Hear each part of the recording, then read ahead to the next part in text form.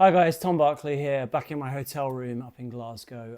A few of you pointed out that the sound wasn't working on the video, unfortunately, that I did it at the ground. So having to do it again here. Reacting to the 1-1 draw that Tottenham had at Rangers this evening, a pretty uninspiring performance all round, I suppose, from Spurs. I feel like Ange Postecoglou got away with it to a certain extent, but I guess what matters right now is results, and they didn't lose, to sort of focus on the positives. But there's only really one place to start with this analysis of this game, and it's Ange Postecoglou's comments afterwards about Timo Werner. So Werner came off at half time. Wasn't a huge surprise because his first half performance was pretty poor, very poor to be honest. There were moments where he would dribble and lose the ball. There was one moment where Fraser Forster had a ironically long ball out to him, very accurate pass, kicking out, and Werner's attempt to control it wasn't good. And just all round, he didn't look particularly interested and he just had a bad game from his perspective. But it was still pretty surprising to hear Postecoglou go as strong as he was on Werner, because Postecoglou is the kind of manager who generally doesn't single out individuals. I mean, remember when he was talking about Romero and the criticism he'd levelled at the hierarchy, and maybe specifically Daniel Levy with those comments after the Chelsea game, when Postecoglou was talking about that on yesterday ahead of the game, he said that he's not the kind of person who singles out individuals. So that's not what he does, so he doesn't feel like it's down to one person. So to hear him speak about Werner in the way he did felt significant and quite notable. So he said that his first half performance was unacceptable. He said that he told Timo this when he's having to rely on 18-year-olds to have a senior player, a German international play in that way, just wasn't good enough from Ange's perspective. So to hear him really go after him was quite surprising. And particularly at a time when he needs all the players he can get, because he's got injuries obviously decimating his side, particularly the attacking third, as well as centre back obviously and goalkeeper. But they do look really thin at the moment. So to hear him say that was not unreasonable, to be honest, because Werner's performance was poor, but just quite out of character for Postecoglou in what he's done before. So whether that's the pressure of the situation that he's facing with the run of results he's on, or whether he just felt like something needed to be said, I don't know. But there's a sort of debate to be had about Werner on his signing overall. I mean, a lot of fans didn't take to him at all when he first joined the club on loan. I thought, to be fair, when he signed on loan in January last season, it wasn't a bad signing. If anything, it did strengthen their options up front. You could see how he fitted into the way Postecoglou likes to play. You could see his pace. Yes, he's a poor finisher in front of goal, and that seems to be just where he's at now. I can't ever see that clicking. But he had brought something to this team. Now that doesn't mean that he was the right signing in the summer. When they brought him back on loan, it felt like a deal that was there to be had, that they just decided to take up. But it's all about about opportunity cost, as they say in economics. So if you're signing one player, it's about what you could have had instead. And I think in the case of Werner, showing the ambition of where Spurs were at, they probably could have gone for somebody else. To be fair, they had signed Wilson Odobert, who's been injured so much this season. So had he been fit, maybe Werner would have just been there mainly to make up the numbers with the experience he brings, and maybe it was a deal on loan that just was a good one from Spurs' point of view, that they felt like it was worth taking. Maybe they didn't expect to rely on him as much as they have at times this season due to Odobert's injury. But that is where they're at, and the performances he's putting in generally over the last few weeks, particularly, haven't really been good enough. He's looked lightweight. I don't know about disinterested. That's not really fair. Doesn't really cut that kind of demeanour when you watch him play. I don't know. It just doesn't seem to be playing at a level that really is going to help Spurs get where they want to. He obviously scored that one goal against City in the League Cup, and it was a great finish, albeit one that didn't really involve much thinking. Perhaps that was part of what helped him in that particular moment, and the way he set up that fourth goal at City for Brennan Johnson sort of summed up what he can do. The way he raced past Kyle Walker was impressive, but he was really poor tonight at Ibrox. And but it was still fascinating to see Postecoglou and hear him go off on one effectively towards one of his senior players, which you just don't really see very often. I mean, overall, the whole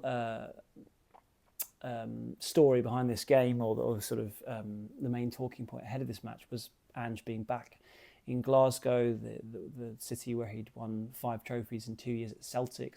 Rangers obviously arch rivals, and the reception he was going to get, particularly going through this tricky period he's facing at Spurs, with 1 win in his last 7, now 1 win in his last 8, albeit that win was at City, a 4-0 victory. As for the atmosphere itself, to be honest, I don't think it wasn't quite the bear pit that we expected it to be.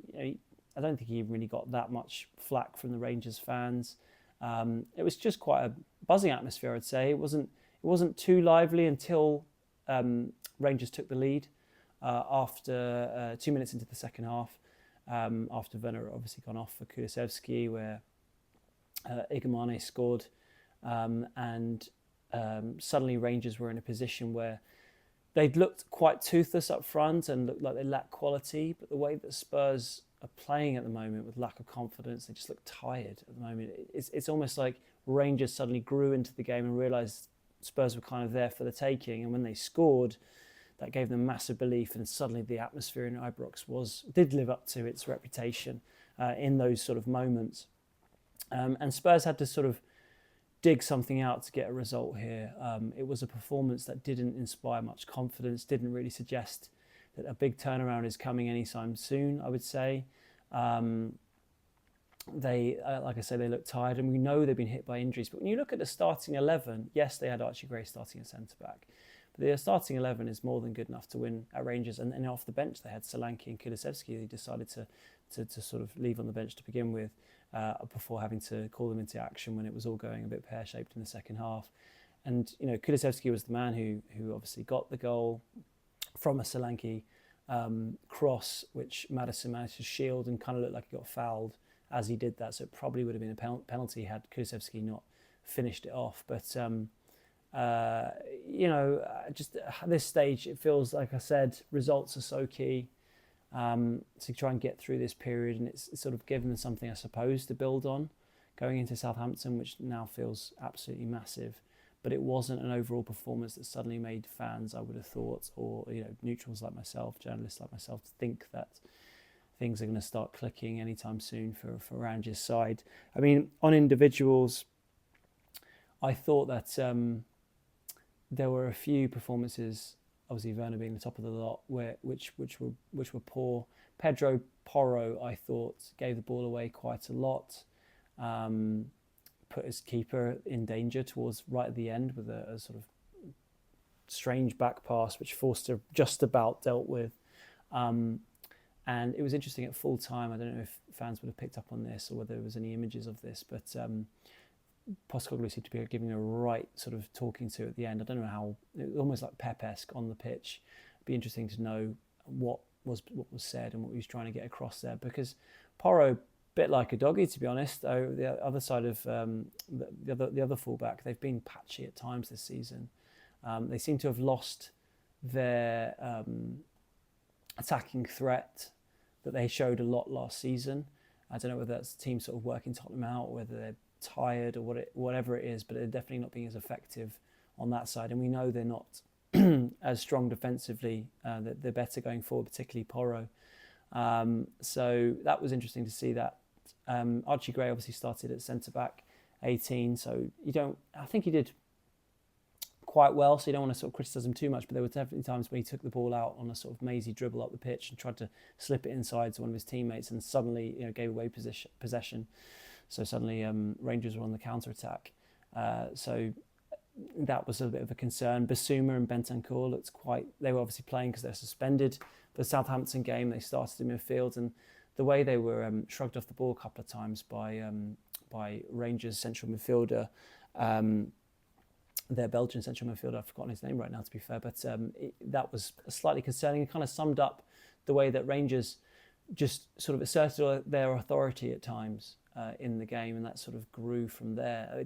They still looked like they're a team that lacked quality, but I think they can come away from this game being almost disappointed that they didn't win it. And if it weren't for the fact that Forster pulled off a pretty good save from Cyril Dessers, the Belgian Rangers substitute, really late on, that really got him out of it. And Forster was someone who sort of copped abuse throughout the game, less so for Postecoglou, but Forster, obviously being a former Celtic goalkeeper, every time he got the ball, he was getting booed, and that was a good moment for him. And to be honest, he was probably maybe their best player again for Spurs, with a couple of good saves, as he has been throughout this period. But they haven't actually won any games, but he's performed pretty well, albeit looked a bit suspect when passing out from the back. But from a shot-stopping point of view, he's been consistently good.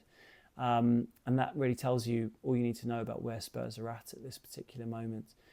Postecoglou, overall, I think he would have been happy to get away from this fixture without losing it. But as I've sort of said a few times, I don't think it gave much inspiration to think that things are gonna turn for him anytime soon. And suddenly we're going into Southampton on Sunday, which for most teams they'd be sort of licking their lips at a relatively easy 3 points. But then you look at performances like that Southampton put in against Liverpool a few weeks ago, where they lost, but they were kind of Mo Sala'd, which is what's happened to a lot of teams recently. They actually played pretty well, and with the style of football they play, even though I don't think it's the right approach to try and keep them in the league under Russell Martin, it's the kind of football that could cause this confidence sapped and injury hit Spurs problems.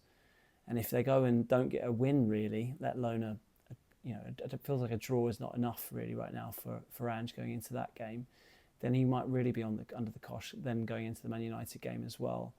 But they didn't lose tonight, and that could be something that they could build on. It's a proper glass half empty versus glass half full perspective, and depends on where you're at, I suppose, with Ange generally. If they can go and build on this and get a victory at Southampton, suddenly go and win against Man United in the League Cup, go into that with that confidence that they could have restored into the Liverpool game, then maybe things can change. But with the way they're playing at the moment, there isn't really enough reason to expect that to happen. And if they are going to win at Southampton, who are going to be fighting for their lives, it's gonna be having to really dig a result out. So that's where we're at. He got through it without losing, I suppose, is the important element to this Glasgow experience for Ange Postecoglou, but they're definitely not firing on all cylinders at all. And in Timo Werner, they've got a player that Ange has interestingly chosen to sort of heavily criticise publicly. So we'll have to wait to see what the fallout is from that. But with that sort of in mind, it feels like we were left here in Glasgow, or he would have left here in Glasgow with sort of more problems than solutions than he probably would have been hoping for ahead of the game. Anyway, I'll speak to you probably after the Southampton game, because there's a press conference on Friday, but I'm not going to get back in time for that. So I'll speak after the Southampton game. Let's see where Ange is at that point.